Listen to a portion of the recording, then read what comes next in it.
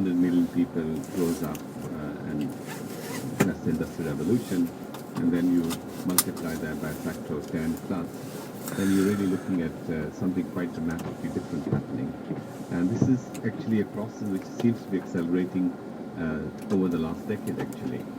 And it's not just the Brazil, Russia, China, India story, but it's really at least 40 plus countries seem to be doing better than expected. And it's not just a middle class issue, it's really large numbers of people getting out of poverty. You have 600 million people out of poverty in China over the last couple of decades. These are absolutely staggering numbers. One of the strong themes which always come through with, especially your projections about global output, is how big an engine the developing world, especially Asia, is.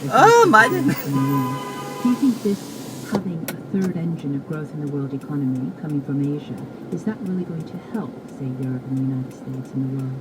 Well, I think globally now we have three engines of the world economy.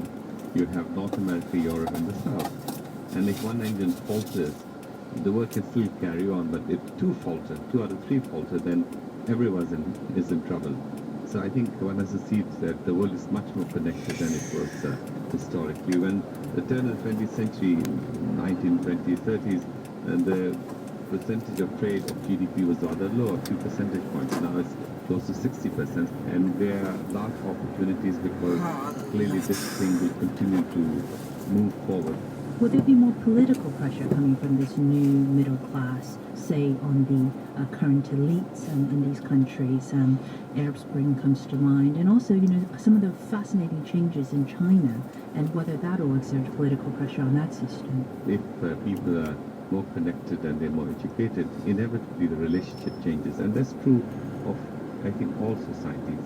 And there'll be enormous pressures for transparency, for conveying their voice and accountability, and the environment. There's an interesting graph in the report where we're trying to plot the human development status of countries with what is seen as the global footprint of each citizen, how much ecosystem resources it uses.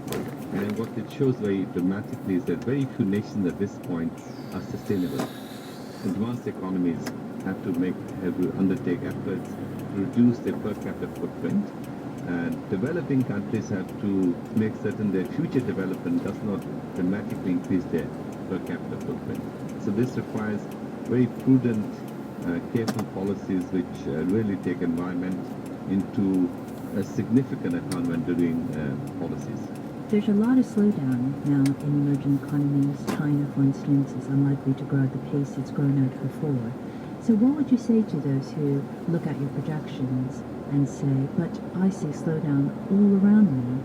There's always been this promise of a new global middle class. Is it really going to happen?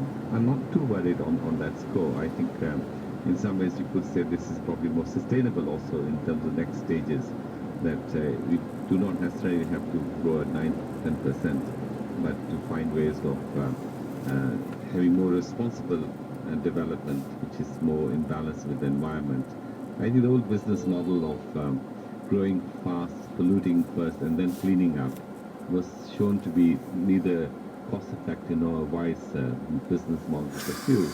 For China, the society is unequal and it's achieved a tremendous amount of progress. And now it has one of the fastest growing middle-class populations in the world. Right. What kind of political pressure or change would you expect from the new Chinese middle class on their elite? Well, I think if you look at the numbers, there are about 600 million people on the web in China.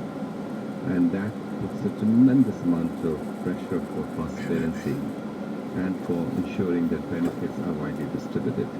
But, the leadership has been struggling with that for some time, so with the government, trying to bridge the gap between rural and urban societies, between the seaboard kind of promises and the interior promises, and between actually men and women as well.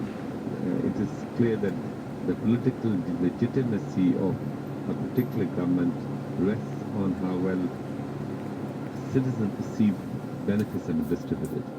And I think there's going to be a lot of pressure, and I think it's clear that the new government feels that pressure keenly, and they're very determined, it seems, to somehow find ways to balance it and to make certain that the economy keeps growing, but it grows in a way which benefits most people. You're reassuring, in a sense. Are you saying we shouldn't expect more, say, Arab Springs or political upheavals from the emergence of this new middle class in societies, which at the moment are not democratic? In 2010, when we launched our global report, we praised countries like Tunisia, Morocco, Egypt, because they had achieved higher levels of human development in that region, and then suddenly the Arab Spring happened.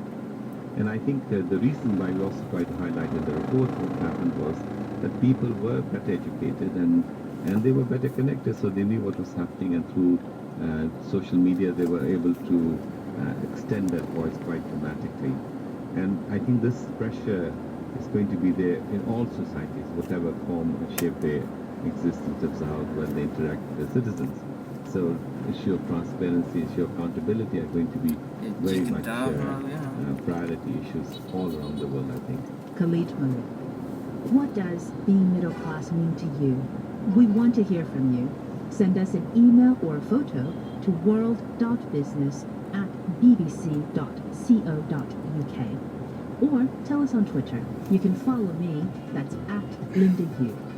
If you've missed any of our programs from the past 30 days or want to share them with your friends, you can download them from your favorite podcasting website. Or we've got the past month's programs for you to listen to at our own website, bbcworldservice.com/Business Daily.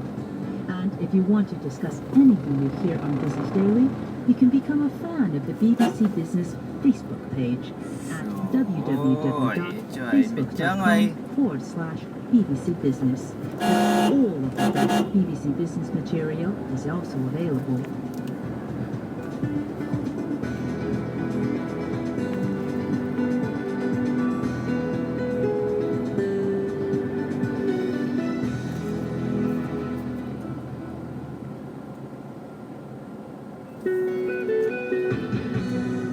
Hello, welcome to From Our Own Correspondent. I'm Pascal Harter.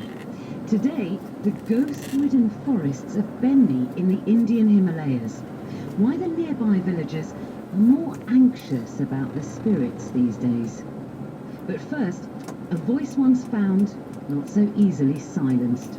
In the case of Egypt, after the revolution, make that many voices found, and every one of them clamouring to be heard. Alim Makbul has been racing between the capital's ever-multiplying public protests. Almost immediately I regretted saying I'd visit a demonstrational day in Cairo.